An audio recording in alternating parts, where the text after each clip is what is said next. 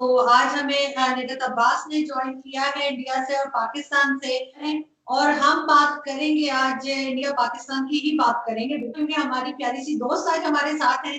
तो हम जी ये बात करेंगे कि जो वहाँ की आम पब्लिक है, जो इंडिया की पब्लिक है या जो पाकिस्तान में लोग रहते हैं, उनके लिए आम लोग और गवर्नमेंट क्या कर सकती है और क्या नहीं कर रही। तो सबसे पहले मैं निगत बहुत शुक्रिया आपने ज्वाइन किया। बहुत थैंक यू बहुत सो शुक्रिया आरज़ू। बहुत अच्छा लगता है आपके शो पर आकर।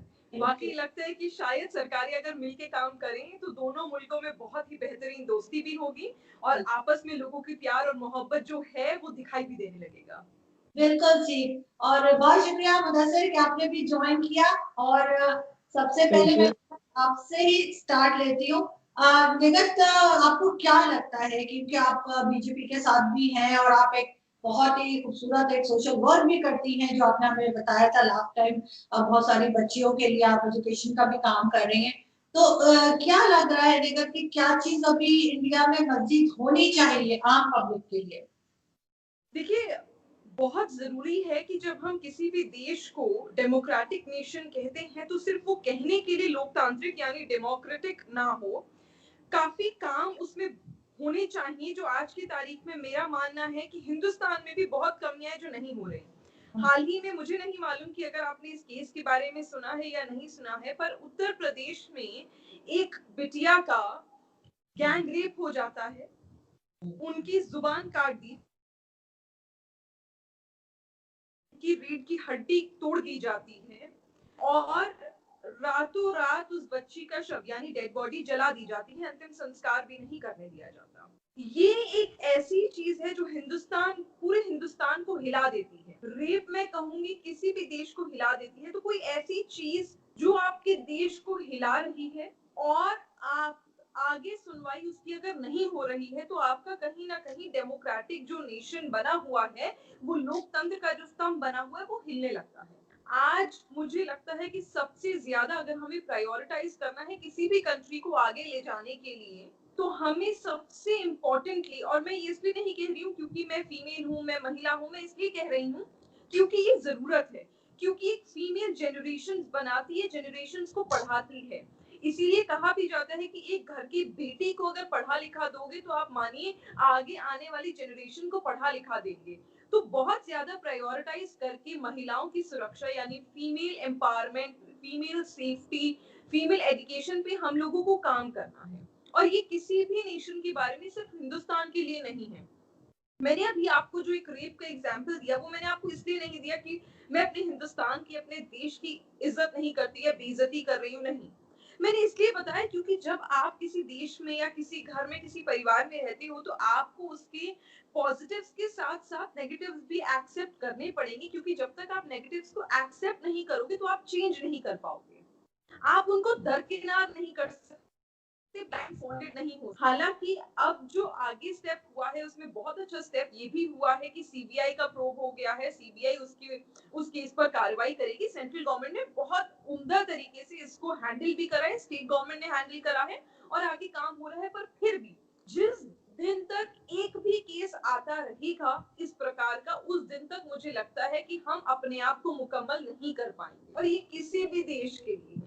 उसको बदलने की सबसे ज्यादा जरूरत है। देश में हम कितनी भी बात कर ले इक्वालिटी की, वक्तम कह ले, अगर लिखतम नहीं है और अगर हमने उसको प्रैक्टिकली नहीं देखा है तो मुझे नहीं लगता कि वो हमें कहना भी चाहिए, क्योंकि इक्वालिटी की, फेमिनिज्म की, सॉलिडारिटी की, सवर्निटी की, इन सब की बेइज्जती, तौहीन होगी, वो हमें नहीं करनी चाहिए। हमें उन्हीं तथ्यों पे, उन्हीं चीजों पे, उन्हीं फैक्ट्स पे आगे बढ़ना चाहिए जो हमारे देश के लिए अच्छे हैं। हमें किसी भी गवर्नमेंट को, मैं बीजेपी की गवर्नमेंट हो या कांग्रेस की हो या किसी भी गवर्नमेंट को ब्लाइंड फोल्डेड तरीके से नहीं देखना चाहिए। मुझे ये लगता है अगर आपके देश में कोई कमी है और आपकी सरकार में कोई कमी है ना, तो आपको बोलना चाहिए, क्योंकि अगर आप नहीं बोलेंगे, अगर आप मुरीद बनकर रहेंगे ना, तो आपका देश कभी विकास की तरफ यानी डेवलपमेंट की तरफ नहीं हो पाएगा।